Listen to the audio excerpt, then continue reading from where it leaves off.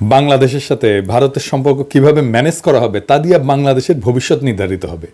ভারতকে ডিল করতে না পারলে আমাদের স্বাধীনতা সার্বভৌমত্ব থাকবে না, হায়দ্রাবাদ আর কাশ্মীরের মতো খাইয়ে ফেলবে। আমাদের কালেকটিভ মেমোরিতে জায়গায় রাখতে হবে কিভাবে হাসিনাকে সাপোর্ট দিয়া বাংলাদেশকে ধ্বংসের শেষ সীমানায় নিয়ে আসছিল ইন্ডিয়া, বাংলাদেশের উপরে কিভাবে চাইপা বসছিল। আপনি এটা বুঝতে পারবেন খুব ভালোভাবে যখন আপনি দেখবেন ওই ছবিগুলা, যখন ইন্ডিয়ান হাই কমিশনারদের বাংলাদেশের পলিটিশিয়ানদের সাথে যখন কথা বলতো তখন তাদের বডি ল্যাঙ্গুয়েজ দেখবেন, তারা যেভাবে বসে কথা বলে। দেখেন এই যে দোরাই স্বামীরা দেখেন, ও দোরাই স্বামী না, ও বাংলাদেশের স্বামী হয়ে উঠছিল। দেখছেন দেখছেন বাঞ্চত কেমনে বসছে। একজন পূর্ণাঙ্গ সচিবও না, কিন্তু একজন অতিরিক্ত সচিবের পদমর্যাদা, একজন রাষ্ট্রদূতের, সে একটা মন্ত্রীর সামনে কেমনে বসে, কেমনে কথা বলে। দেখেন ও ডিক্টেট করতেছে বড় লাটের মতো। আর হাসিনার মন্ত্রী শালা ভালসিউন, ও মনে হয় প্রভুর সামনে বসে আছে, দেখে মনে হচ্ছে না কেন্দ্রে দিবে। আবার দেখেন রাজশাহীর সিটি মেয়র, প্রতিমন্ত্রী পদমর্যাদা একজন, সহকারী হাই কমিশনের সামনে কিভাবে বসে। তবে আজকে আমি খুব খুশি, আঙ্গেরের টোলা মন্ত্রীর সামনে প্রণয় ভার্মা বসেছে, কিভাবে দেখেন মনে হচ্ছে প্রণয় ভার্মাই কেন্দ্রে দিবে। সাব্বাস বড় ভাই, আপনাদের অভিনন্দন, টুপি খোলা অভিনন্দন। আপনারা টোলা মন্ত্রী বলে ডাকবো না, আপনি রেসপেক্ট আর্ন করছেন। এই প্রণয় ভার্মা আসাদুজ্জামান খান কামাল আর কুমড়া পটাশের সঙ্গে যখন বসে তখন ক্যাঙ্কা করে বসে, দেখেন দেখেছেন। এইটা সে পাশাপাশি দেখান, আঙ্গেরের বড় ভাই আর কুমড়ো পটাশ আর আসাদুজ্জামান খান কামাল তিনজনেরটা পাশাপাশি দেখান, দেখেছেন। তো ওই জিঙ্কা করে বসিছে প্রণয় ভার্মা, এটা ফোরা হইলে না ইঙ্কা করে বসে রোগীরা। তবে বড় ভাই জেনারেল জাহাঙ্গীর সাহেব এটা যদি পাসার পড়ার কারণে বসে থাকে ইঙ্কা করে, তাহলে গেলে আপনার ক্রেডিট দেবো না, থুক্কু কয়ে গেল প্রশংসা ঘুরে নেব।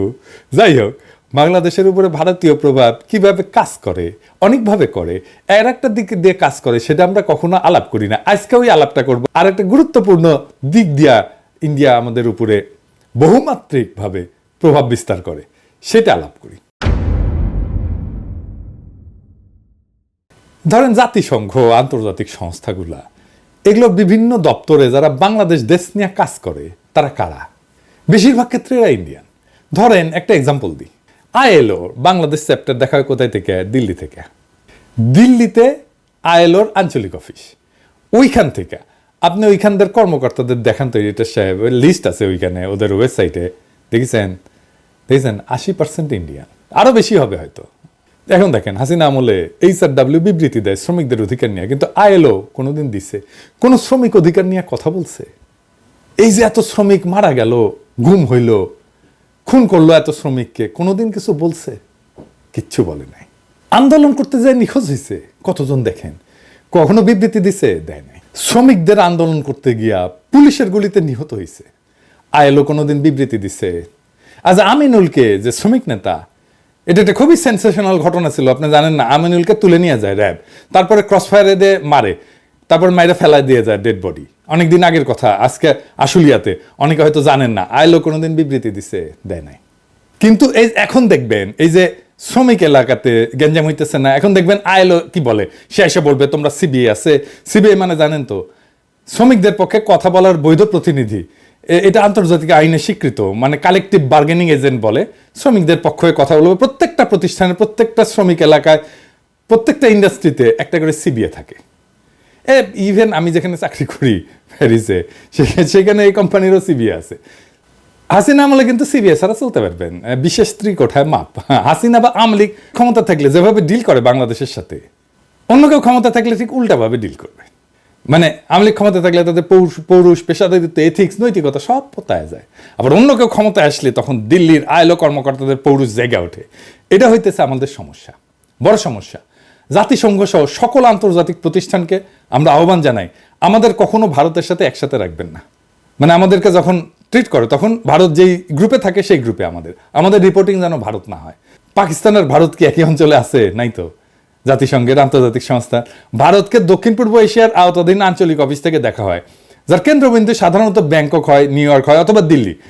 অন্যদিকে পাকিস্তানকে সাধারণত পশ্চিম এবং মধ্য এশিয়ার আওতাধীন আঞ্চলিক অফিস থেকে পরিচালনা করা হয়। আমাদেরকেও বাংলাদেশকে পশ্চিম আর মধ্য এশিয়ার অফিস থেকে দেখা হোক, এটা জাতিসংঘের কাছে আমাদের দাবি। এইটা আমাদের পররাষ্ট্র মন্ত্রণালয়কে বলতে হবে। কোনোভাবেই যেন আমাদের সাথে ইন্ডিয়ার কোনো ধরনের এইখানে যোগাযোগ না থাকে, আমরা একই গ্রুপে থাকবো না। থাকলে আমাদের ওরা বাম্বু দিতেই থাকবে। এইবার আর একটা প্র্যাকটিক্যাল উদাহরণ দেখাই। আসেন আমরা কয়েকটা নাম দেখি, আপনারা অন্যভাবে নিয়েন না, মানে দামগুলো দেখেন বাংলাদেশে কাজ করতেছে এমন একটা আন্তর্জাতিক প্রতিষ্ঠানে, ধরেন ড্যানিশ রিফিউজি কাউন্সিলের কান্ট্রি ডিরেক্টর, কি নাম? সুমিত্রা মুখার্জি। ক্রিস্টিয়ান এইড, কি নাম? পলাশ দাস। প্ল্যান ইন্টারন্যাশনাল, কি নাম? Kavita Bose. World vision, Suresh Batlet. Concern worldwide, Suresh Kumar Agarwal. Oxfam, Ashish Damle. Care, Ramdas. Save the children, Suman Dasgupta. কিছু কিছু ক্ষেত্রে হয়তো পরিবর্তন হয়ে গেছে, এমন হইতে পারে, আমি তো নেট থেকে নিছি নামগুলা, কিছু কিছু ক্ষেত্রে হয়তো হয়ে গেছে যে এখন চলে গেছে, কিন্তু আপনার যেটা আমি বলতে চাইতেছি সেটা হচ্ছে বেশিরভাগ আন্তর্জাতিক সংস্থার হেড ইন্ডিয়ান, মানে ইন্ডিয়ান ছাড়া অন্য দেশের লোক আসতেছে না বাংলাদেশে, না চাইলে বাংলাদেশে আইসেন না, কাজ করেন না, ইন্ডিয়ান কোম্পানি বাদই দিলাম, মানে ইন্ডিয়ান কোম্পানিগুলো কিন্তু বাদ দিছি, মানে বাজাজ আছে, টাটা আছে, এয়ারটেল আছে, ম্যারিকো আছে, সান ফার্মা, তাও দেখছেন একদম আন্তর্জাতিক প্রতিষ্ঠান কিন্তু সেইখানে ইন্ডিয়ান দিয়ে রাখছে। সবাইকে বলে দিতে চাই, আগামী বছর আমরা কোনো ভারতীয় প্রধান দেখতে চাই না। বাংলাদেশের প্রতিষ্ঠানগুলোতে 4 মাস তো আছে, এরপরে কিন্তু অফিস ঘেরাও করব। কোনো অপ্রীতিকর অবস্থা এড়াইতে চাইলে আগেই ভাগেন ভাইয়েরা আর বোনেরা, পরে কোয়েন না, টাইম দেই নাই। আমার ক্ষুদ্র ভ্রাতার ভগিনীদের বলি, সব অফিসগুলো চিনে রাখবেন, আমরা জানুয়ারিতে আবার চেক করব, তখন যদি কোনো ইন্ডিয়ান থাকে অফিসে তাহলে কলে খবর আছে। হ্যাঁ, বাংলাদেশকে ভারতের জন্য হোস্টাইল টেরিটরি করে তুলব। আমার মাটিতে বিডিআর বিদ্রোহের নামে আমার সেনা অফিসারকে হত্যা করে আবার আমাদের সেনারা তাদেরকে উদ্ধারের জন্য যাইতে চাইলে বলো সেনা অভিযান করবা? এত মজা? ফেলানিকে মাইরা কাটাতারে ঝুলায় রাখবা, বাদ দিয়া নদী শুকায় আর বাদ ছেড়ে ডুবায় মারবা, আমাদেরকে উই পোকা বলবা, আর হাসিনাকে ক্ষমতায় রাখবা, আমাদের বুকের উপর দিয়ে ট্রানজিট নিবা, সব হান্দাই দেব পিছন দিয়া তেল ছাড়া। ইন্ডিয়ার সাথে আগামীতে কেমনে ডিল করতে হবে? ইন্ডিয়া তো সবসময় আমাদেরকে অধীনস্থ করে রাখার চেষ্টা করবে, পা চাপা দিয়ে রাখার চেষ্টা করবে, কেমনে এটা থেকে উদ্ধার পাবেন? আমাদের সাথে যা যা করছে হাসিনা আমলে, তার জন্য ইন্ডিয়ার সাথে কুত্তার মতো ব্যবহার করার বৈধ আর নৈতিক অধিকার আমাদের জন্মাইছে। হাসিনা যে ম্যাসাকার করছে তার পুরা দায়িত্ব ইন্ডিয়ার। হাসিনা যে ইন্ডিয়ার দাসী ছিল সেটা তো হাসিনাকে আশ্রয় দিয়ে প্রমাণ করছে, তাই কোনো মাপ নাই ইন্ডিয়ার। ইন্ডিয়ার লগে কোনো খাতির নাই। বাংলাদেশের কোনো উপদেষ্টা, বাংলাদেশের কোনো পলিটিশিয়ান যদি বলে যে আমরা ভারতের সাথে সম্পর্ক চাই, তার কলে খবর আছে, হ্যাঁ আমরা ধরবো তারে। আমেরিকা ইন্ডিয়ারে সর্বতভাবে সাপোর্ট দিয়ে গেছে, তাই ইন্ডিয়ার সাথে প্রকাশ্য শত্রুতা আর আমেরিকার সাথে শীতল সম্পর্ক, এটাই হবে আমাদের পররাষ্ট্রনীতি। ভারতের সাথে হওয়া সব চুক্তি বাতিল করতে হবে, বাংলাদেশে ভারতীয়দের চাকরি নিষিদ্ধ করতে হবে, বাংলাদেশে ভারতীয়দের বিনিয়োগ বন্ধ করতে হবে, যে সমস্ত ভারতীয় কোম্পানি আছে সেগুলো বিশেষ অডিট করতে হবে, বাংলাদেশের শ্রম আইন, পরিবেশ আইন আছে না, কর পরিশোধ করছে কিনা, ভ্যাট পরিশোধ করছে কিনা, কোনো অনৈতিক কাজ করছে কিনা, এগুলো দেখতে হবে। আমি একটা এক্সাম্পল দিতে পারি কেমনে ধরা যাবে। হ্যাঁ, যেমন সান ফার্মা বাংলাদেশে কাজ করে না, ইন্ডিয়ান ফার্মা, ওই সান ফার্মা তো ডাক্তারদের ঘুষ দিয়ে প্রেসক্রিপশন লেখা হয়, এটা প্রমাণ করা 1-2 এর কাজ। এই অ্যালিগেশনে এই কোম্পানিকে বন্ধ করে দেওয়া যায়। সব ইন্ডিয়ান কোম্পানি ঘাপলা আছে, সেগুলো ধরা হবে। বাংলাদেশে ভারতের অর্থনৈতিক স্বার্থকে শূন্য করে দিতে হবে, কারণ আমাদের সব সময় মনে রাখতে হবে ভারতের সম্ভাব্য আগ্রাসন বাংলাদেশের উপরে। ভারতের ইতিহাস আছে, হায়দ্রাবাদকে দখল করে ফেলছে না, কাশ্মীরকে দখল করে ফেলছে না, সিকিমকে দখল করে ফেলছে না, ভুটানকে তার স্বাধীন পররাষ্ট্রনীতি পার্সু করতে দেয় না, একটা স্বাধীন দেশকে, এক্সাম্পল আছে না? তাই আমাদেরকে সবসময় মনে রাখতে হবে ভারত আগ্রাসন করতে পারে। তাইলে আমরা কি করতে হবে? আমাদের মিলিটারি মাইট বাড়ানো, সশস্ত্র বাহিনীর সক্ষমতা বাড়ানো। আগের এপিসোডে বলছিলাম পারমাণবিক বোমা লাগবে আমাদের, সেটা করতে দেরি হলে এখন আমাদের লং রেঞ্জ মিসাইল লাগবে, যেন দিল্লিতে আঘাত আনতে পারে এইরকম মিসাইল লাগবে। চীনের সাথে বাণিজ্যিক আর সামরিক সম্পর্ক বাড়াইতে হবে, প্রয়োজনে ভারত বিরোধী সামরিক জোট তৈরি করতে হবে, ওরা দৌড়ের উপরে রাখতে হবে সবসময়। আন্তর্জাতিক সম্প্রদায়ের সাথে কূটনৈতিক সম্পর্ক জোরদার করতে হবে, বিশেষ করে দক্ষিণ এশিয়ার অন্যান্য দেশ যেমন চীনের সাথে, রাশিয়ার সাথে, এরকম শক্তিধর দেশগুলোর সাথে কৌশলগত সম্পর্ক গড়ে তুলতে হবে। জাতিসংঘের অন্যান্য আন্তর্জাতিক ফোরামে বাংলাদেশকে সক্রিয় হতে হবে, যাতে ভারতের সম্ভাব্য আক্রমণ বা আগ্রাসনের বিরুদ্ধে আন্তর্জাতিক সমর্থন পাওয়া যায়। বিজেপিকে আধুনিক প্রযুক্তি এবং গোয়েন্দা তথ্যের সাহায্যে আরও দক্ষ করতে হবে, সীমান্তে যেন আমার নাগরিককে গুলি করার সাহস না পায়। আমাদের সীমান্তের ভিতরে ঢুকে বিএসএফ গুলি চালায়। এইবার আমাদের বলতে হবে, আহো ভাতিজা আহো, আমাদের সীমানার মধ্যে ঢুকলে ট্যাঙ্গে রাখা হবে, পা উপরে মাথা নিচে। ট্রেনিং তো আছে, এই ঠোলা মেরে ট্যাঙ্গে রাখা হয়েছিল না, কামটা ভালো হয়েছিল কলে। হাসিনাক পেলে একইভাবে ট্যাঙ্গে রাখা হবেনি, ওই ইতালিক মুসলিনিতে একইভাবে ট্যাঙ্গে রাখা হয়েছিল। তাই আমাদেরকেও বর্বর করতে পারবে না। আপনি একটা বিএসএফ রে ট্যাঙ্গে রাখেন, উই আর জিন্দেগিতে বাংলাদেশের নাগরিকের উপর গুলি ছুড়বি না, বাংলাদেশে সীমান্ত ক্রস করে ভিতরে ঢুকবি না, লিগে রাখতে পারেন। এবং আমাদের একটা জাতীয় ঐক্য তৈরি করতে হবে শিশু অবস্থা থেকে। দেশের ভেতরে জাতীয় ঐক্য যেন বজায় থাকে সেই ব্যবস্থা করতে হবে। এবং দেখবেন ইন্ডিয়ার সবচেয়ে বড় স্ট্র্যাটেজি হচ্ছে বাংলাদেশের ভিতরে অনৈক্য বজায় রাখা।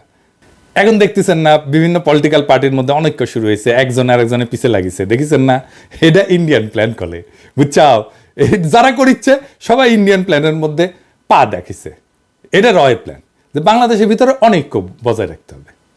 তো এই দেশের ভিতরে যে জাতীয় ঐক্য, এই কাজটা শুরু করতে হবে স্কুল থেকে। এখনই সময়, সেনাবাহিনীর তরুণদের জনগণ এখন পছন্দ করতেছে। এরা স্কুলে স্কুলে যাবে, ছাত্রছাত্রীদের সাথে কথা বলবে, আমাদের স্বাধীনতা সার্বভৌমত্ব কিভাবে রক্ষিত হবে, কারা আমাদের স্বাধীনতার শত্রু, কে আমাদের আক্রমণ করতে পারে, এইসব একেবারে স্কুলে ছাত্রছাত্রীদের মধ্যে ঢুকাই দিতে হবে।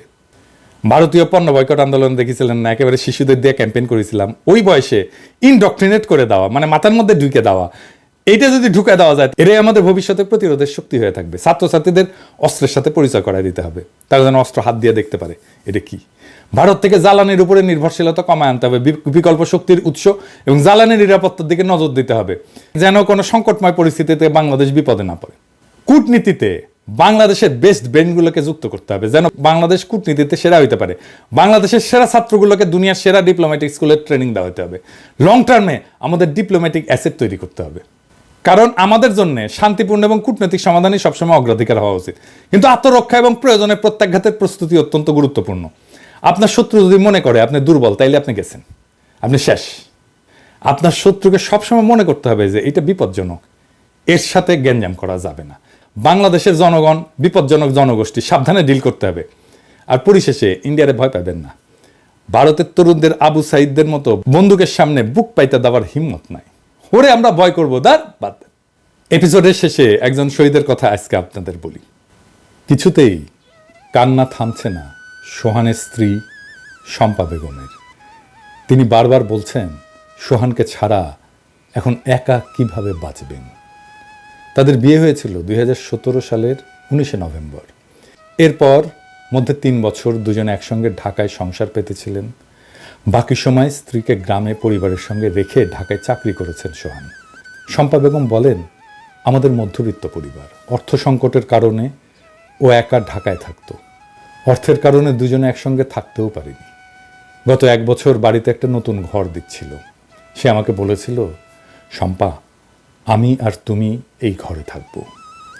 ঢাকার CMH-এ স্বামীর সঙ্গে শেষ কথা হয়েছিল শম্পার। তখন সোহান শম্পাকে বলেছিল, তুমি কেঁদো না, আমার কিছুই হবে না। তবে সোহান আর ফেরেননি।